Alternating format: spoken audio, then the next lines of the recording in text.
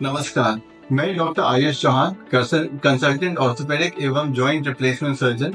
मैं खेमचंद हॉस्पिटल सागर में कार्यरत हूँ।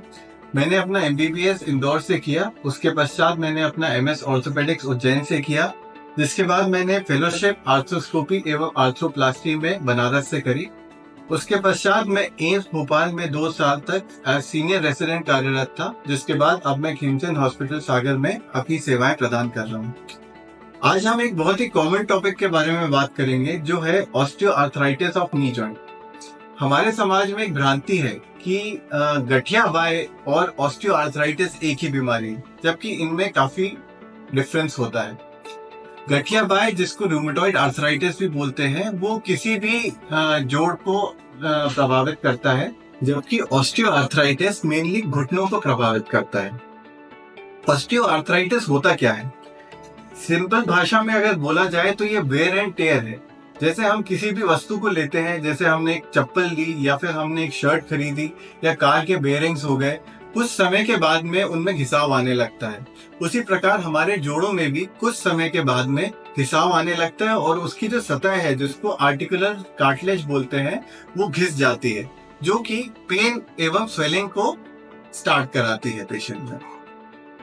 अब अगर देखा जाए कि किन लोगों में ये ज्यादा पाया जाता है, तो सामान्यतः ये 35 से 40 वर्ष के ऊपर के लोगों में मिलता है और ज्यादातर ये महिलाओं में मिलता है।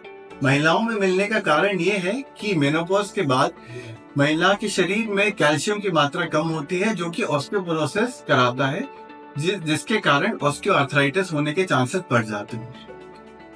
कुछ और लोग हैं जिनमें ऑस्टियोआर्थराइटिस समय से पहले आ जाता है, जैसे कि अगर किसी व्यक्ति को डायबिटीज हो, उसको अत्यधिक मोटापा हो या उसको रूमेटॉइड आर्थराइटिस हो, तो ऐसे मरीजों में ऑस्टियोआर्थराइटिस जल्दी आने की संभावना होती है।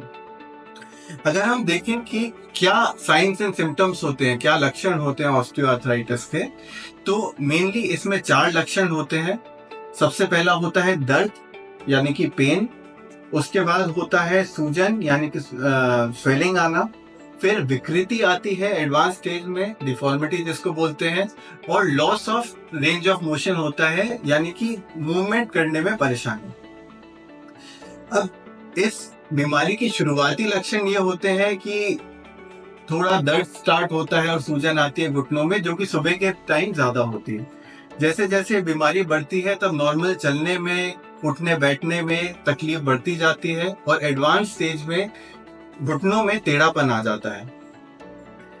स्टेजेस ऑफ ऑस्टियोआर्थराइटिस की अगर बात करें तो 4 स्टेजेस होती हैं इसकी, ग्रेड 1, ग्रेड 2, ग्रेड 3 एवं ग्रेड 4। ग्रेड 1 इनिशियल स्टेज होती है, जबकि हम एक्सरसाइजेस एवं दर्द होने पर मेडिसिन लेकर उसका इलाज कर सकते हैं।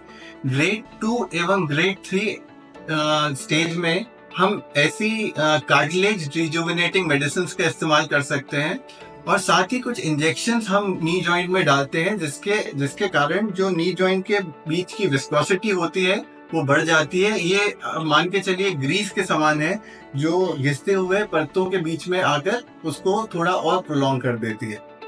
ग्रेड 4 पे जब हम आते हैं, तब इतना डैमेज हो चुका होता है कि दवाइयाँ, एक्सरसाइज और इंजेक्शन से काम नहीं होता है और हमें जोड़ प्रत्यारोपण सर्जरी की जरूरत पड़ती है।